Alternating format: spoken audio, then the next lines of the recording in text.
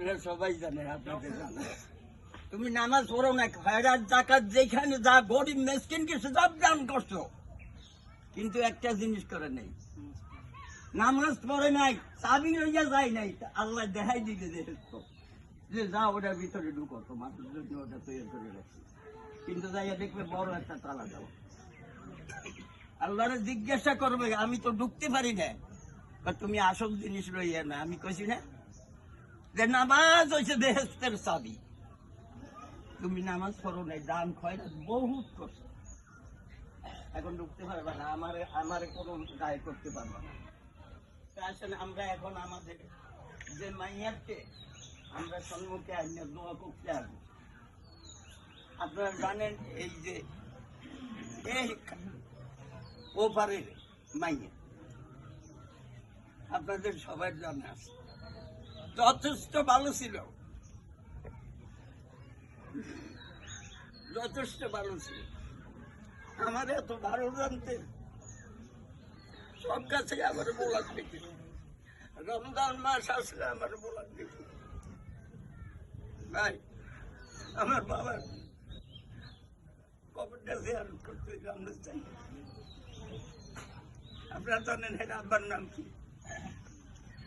আপনারা জানেন না? সেরাখালি হাওড়াটার এর আব্বার। আমার আব্বাই মরিয়ে রয়েছে রাস্তার পাশে, যাই একটু আমার আব্বার একটু দোয়া করে। হের ভাই সেরাখালি হাওড়াটার মাই কাছাকাছি এই বাড়িতে ছিল, এই বাড়ির বউ হইয়া আসছে, এখন লাশ হইয়া দুনিয়ার থেকে চলে যাবে। আপনারা সবাইকে মাফ করিয়ে দিবেন আর দোয়া করবেন। আর কেউ যদি দেনা ভানা থাকে, আল্লাহ রাখেন, আল্লাহর নাম নিয়ে তার ছেলে সন্তান সবাই উপস্থিত দাঁড়ানো। আপনারা যদি দাবি করেন যে যারা গেলে হাওলাদারের মেয়ের কাছে আমরা কিছু পাবো, তাহলে সঙ্গে সঙ্গে দিয়ে দেবে। আর কথায় বার্তায় চলা দিলে এই বাড়ির বউ হিসাবে যদি অন্যায় করি, আপনারা সবাই আল্লাহর আমরা এখন আমার কথা বললে গেছে, আমি আপনার খাটা করেছি, এরা আমার কথা বললে গেছে, আমার দাদা দাদা আমার বললে গেছে, গোলাপে পানি আনছো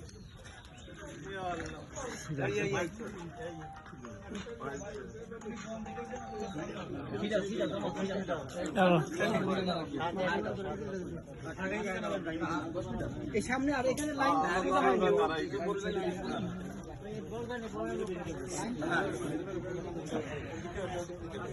আর এদিকে আনতে হবে।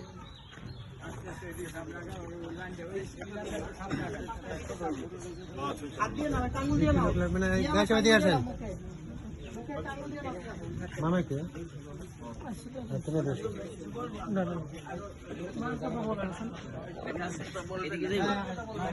ঠিক আছে, ওইটা কি এই ছেড়ে